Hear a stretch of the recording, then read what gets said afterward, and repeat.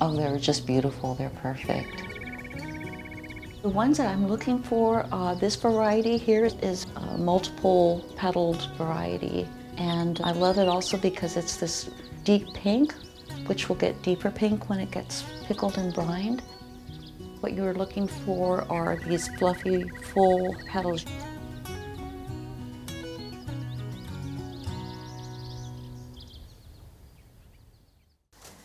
So I think what I'm going to do is toss them in here and just flip it around a little bit to try to get some of the little brown stems.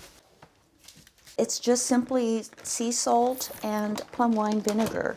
And so just like as you're doing pickles, this will be in the refrigerator for about 2 days, and you go to it each day and just kind of squeeze it. You'll find more liquid comes out.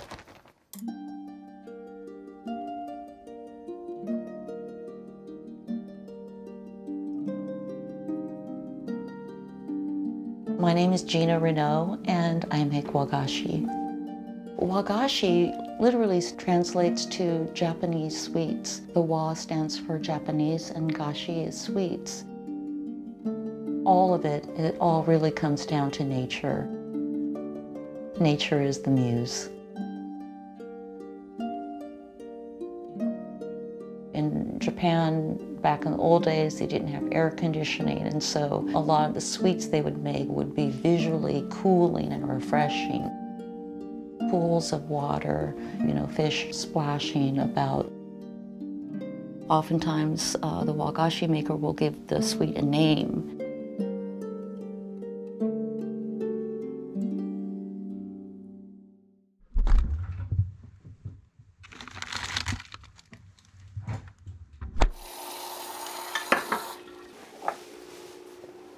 And we're going to make jelly. So one of the really important things about wagashi is that it really needs to appeal to all 5 senses. Just want all those petals to separate. How is the cherry blossom going to hold its place? So this is what we're going to do. We're going to suspend it.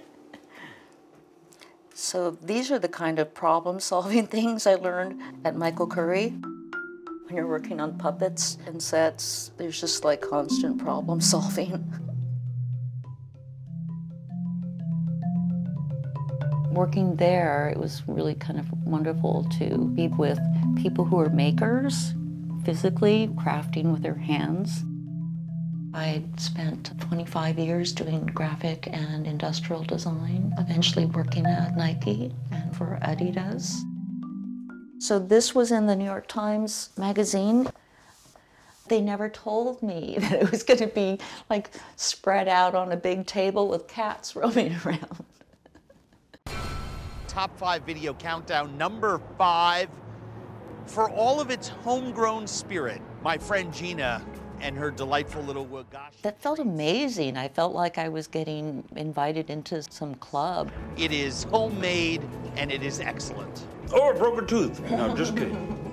I fell under Gena's spell a couple years ago. She walked into a tea shop with a tray of wagashi. I did a double take, like one of those cartoon characters where the springs come boing out of your eyes. I'm obsessed with the manju. So think buttery dough rolled out, wrapped around an intensity of bean paste jam, 13 hours in the making, I might add. The tops are glazed with a little bit of dark soy and white wine, which gives this toasty aroma. The manju is filled with sweet lima bean paste.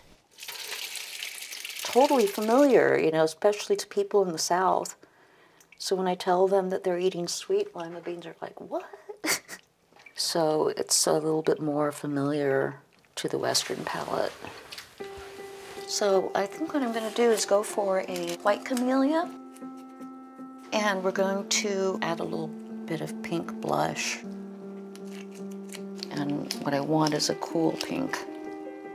A lot of effort goes into determining what colors you're doing.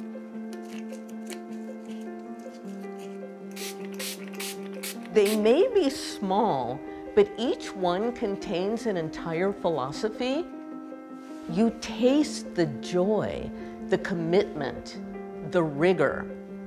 This is not like popping a batch of brownies in the oven. Did you play with Play-Doh when you were young? I sure did. There, that's a nice shape.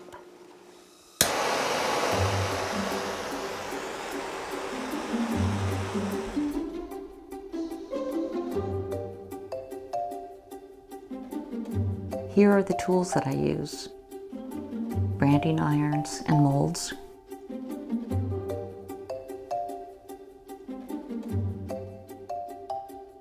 These molds started my journey into wagashi making. I stumbled on them in a Japanese grocery store in Portland. I then started researching more and more. I finally found some Japanese cookbooks with confection recipes. My mother translated them for me. I was turning 50 the next year. My son was starting high school, and my relationship, marriage of 27 years was coming to an end. I felt like I need to kind of go back and figure out what made me me, and part of that was my history. It was a time where I really had to reflect on what the next step was for me in my life, and that I wanted to create something that would make both me and my son proud. In 2010, I launched Yume Confections. Ime means dream, because it was kind of a dream. And my friends kept saying, but you know, people are gonna call it yummy. And I said, I think that's okay too. Portland was a great place to introduce wagashi because the food culture is just so, open to everything and anything. Gena just embodies that mythical Portland food scene. Everything made in small batches, plunging down the rabbit hole to perfect that thing you love, even if it makes no sense on a spreadsheet.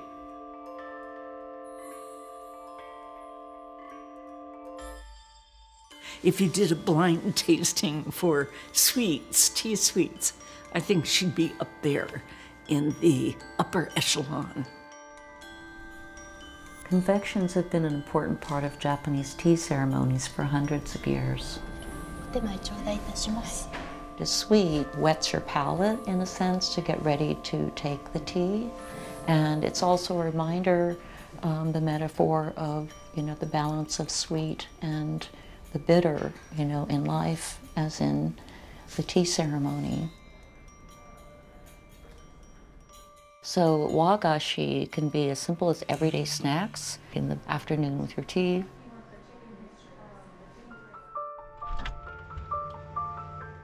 I'm creating something that is very intimate, that somebody's going to touch and put into their mouth and take into their body. Ichigo ichie, ichigo ichie. Yeah, that is the philosophy or the idea that it's a one-in-a-lifetime chance meeting, that this moment is here, it's now, and it will never happen again. The person who's going to taste this, maybe this is going to be their first experience that, damn it, I want it to be really good. I want them to be really delighted. I love the ephemeral nature of my work. It's dreamy, it's Yume.